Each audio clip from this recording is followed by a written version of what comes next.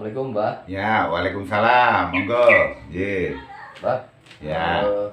iki geng subscriber milenial nih pada nanyain melalui email, Mbak. Ya, Kita kan udah merdeka 76 tahun, betul. tapi kok belum merasa merdeka ya, Mbak? Gitu ya. Iya, Mbak. Gimana, Mbak, penjelasannya? Jadi ini ada pertanyaan dari kaum milenial. Indonesia sudah merdeka 76 tahun tapi katanya belum merdeka gitu ya. Iya. Gini-gini. Jadi kita memang sudah memasuki 76 tahun kemerdekaan kita ya. Memang secara fisik kita memang betul sudah merdeka ya dan diakui oleh PBB Kemerdekaan Republik Indonesia. Tapi kalau kita mau bicara jujur, merdeka secara berdaulat memang belum. Jadi kita harus yang mengisi untuk itu ya. terwujudnya kemerdekaan dalam berdaulat, betul ya? Karena kalau untuk secara merdeka secara berdaulatnya itu kita masih ada ketergantungan terhadap pihak asing. Contohnya kita masih punya utang, ya. Kemudian kita masih punya bantuan-bantuan logistik, betul toh? Ya. Nah, contohnya kita kena wabah, pandemi, atau disebut pagebluk ini saja, untuk vaksin saja kita masih mengandalkan vaksin pihak asing ya. Padahal kan generasi muda bangsa kita ini ya sudah pinter, vaksin bikinan generasi muda bangsa sebenarnya sudah ada, tapi nyatanya tidak terpakai toh. Ya ini yang perlu kita berintrospeksi. Kenapa demikian? Ya kita harus jangan saling menyalahkan, tapi mari kita saling berintrospeksi ya.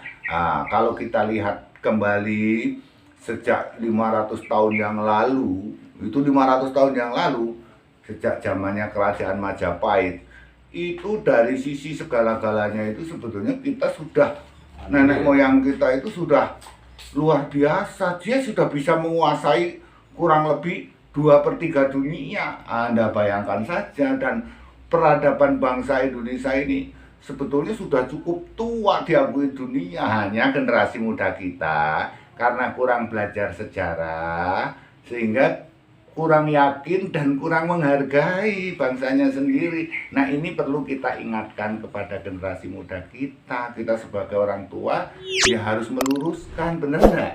Iya, Pak. Nah, begitulah kurang lebihnya. Nah, ini ada contohnya, misalnya Bongso apa kai? Inka ya.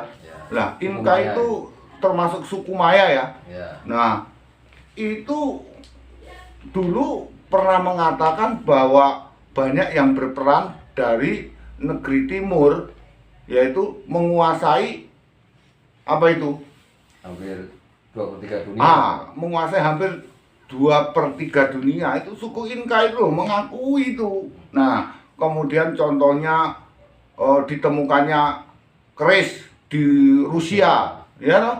Ya. Nah, itu juga salah satu bukti fakta realita bahwa Anda bayangkan saja kalau di Rusia saja sudah ditemukan keris, lalu siapa yang bawa kalau bukan nenek moyang kita, leluhur kita, betul enggak? Iya, Pak. Nah, kemudian ada lagi profesor dari Brazil ya, namanya Santos ya. Santos itu termasuk seorang arkeolog gitu. Dia melakukan penelitian di Indonesia itu kurang lebih 30 tahun itu. Beliau itu ahli fisika dan nuklir, betul enggak? Ya, nah, beliau mengatakan bahwa Yuswantoro ini mempunyai peradaban tertua di dunia. Nah, ini seorang profesor dari Brazil loh yang mengatakan demikian, betul enggak? Ya, nah, kemudian ada lagi Profesor Oppenheimer ya, itu dari Jerman kalau nggak salah ya, dari Jerman. Itu juga melakukan penelitian bahwa DNA tertua di dunia itu ya Indonesia. Nah, ini semua generasi muda bangsa harus tahu agar generasi muda bangsa kita ini tetap menjalankan apa yang disampaikan oleh proklamator kita. Jangan lupakan jas merah. Nah, jadi kita tidak boleh melupakan sejarah, karena beliau juga mengatakan bila sebuah bangsa sudah melupakan sejarah dan budayanya, itu suatu pertanda negara tersebut akan runtuh. Mengerikan toh? Wah, mengerikan sekali. Jadi Mbah katakan ini yang kita sampaikan ini adalah sejarah.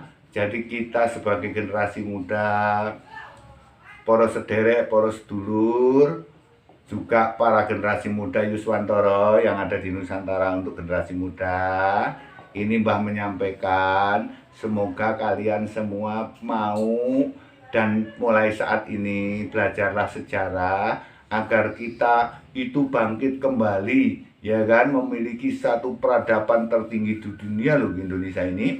Nah, kita tunjukkan bahwa ini yang disampaikan oleh para ahli dari luar negeri ini memang fakta nyata adanya, begitu kurang lebihnya, ya toh? Iya, Pak. Nah, kurang lebihnya seperti itu ya, Mbah sampaikan. Nah, seperti beliau nih, Insinyur Soekarno itu juga merupakan, Mbah sampaikan ini merupakan termasuk Satrio Piningit, pilihannya para leluhur, Sabdo Palon. Beliau juga termasuk bukan manusia seperti kita biasa-biasa. Beliau itu juga manusia yang termasuk luar biasa kalau menurut Mbah, karena memiliki linwe atau memiliki karunia yang diberikan oleh Allah itu sungguh luar biasa gitu ya. Begitulah kurang lebihnya. Iya, Pak. Nah, ada juga kalau nggak salah ungkapan dari beliau itu, beri saya 10 pemuda, betul? Maka saya akan guncangkan dunia. Artinya apa?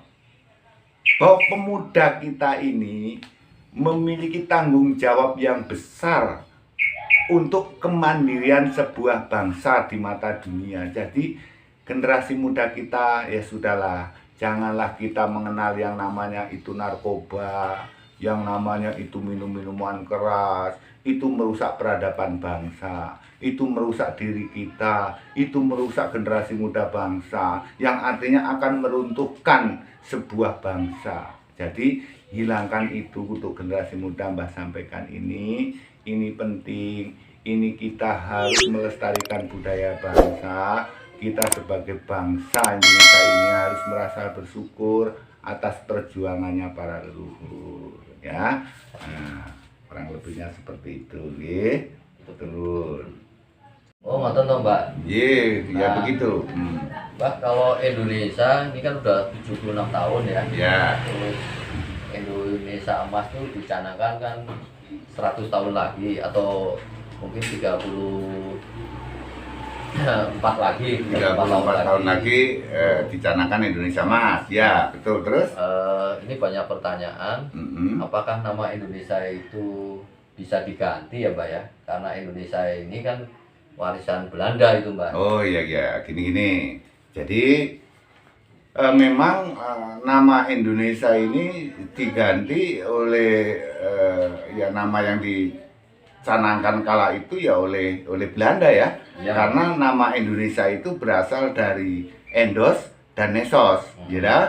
Tapi kalau leluhur kita itu ya ndak ada di dalam surat, istilahnya Serat Centini maupun di dalam karangannya Joyoboyo ya ndak ada yang namanya Indonesia. Yang ada itu ya Yuswantoro. Nah, ya tidak menutup kemungkinan, sebab menurut Dr. Arkan ya, Dr. Arkan itu termasuk peneliti dan ahli toh. Ahli nama, Pak. Nama toh. Iya, Pak. Nah, dia itu Dr. Arkan itu kalau nggak salah dia merumuskan bahwa nama Indonesia itu mengandung ion negatif berapa persen itu? 8,1%. 8,1% itu ion negatifnya, ya dah.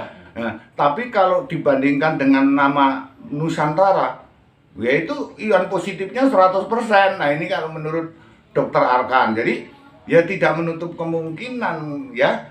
Coba nanti kalau enggak ini Mbah akan lihat dulu ya kira-kira. Karena contohnya ini banyak toh yang negara berganti nama. Contohnya Birma, ya kan, menjadi Myanmar, akhirnya maju, betul? Nah, kemudian Portugis, ya toh, diganti namanya menjadi Portugal, betul lah? Nah, masih ada lagi seperti Muang Thai, sekarang jadi Thailand. Loh, itu kan juga contoh, dan ini sejarah. Jadi sejarah memang merupakan sebuah rangkaian peristiwa yang terjadi. Jadi bukan mitos, ini kan fakta ya. Nah gitu. Nah, plus saja itu kalau Mbak ingat itu lagunya ada yang Nusantara. Dia nggak menyebutkan Indonesia, enggak. Nah itu contoh. Sampai 12 seri ya, Mbak ya? Itu ada kalau nggak salah 12 seri ya. Ya. Wah, Nusantara. Nah gitu. Nah, di dalam zaman kerajaan Majapahit, dalam mempersatukan Indonesia dulu, namanya bukan Indonesia, dinamakan Yuswantoro atau Nusantara. Nah begitu ya. Nah kalau diganti kira-kira nama apa yang cocok, Pak? Bentar ya. Oh ya, yang bagusnya ya balik lagi dengan nama Nusantara. Oh, gitu. Iya, itu lebih bagus dibandingkan nama Indonesia menurut Mbak ya. Oh, Nah, iya, gitu. Pak. Nah, kurang lebihnya seperti itu buat para sederek, para sedulur, saudara-saudaraku sekalian yang ada di Nusantara. Semoga apa yang Mbah sampaikan bermanfaat, khususnya untuk para generasi muda di Nusantara.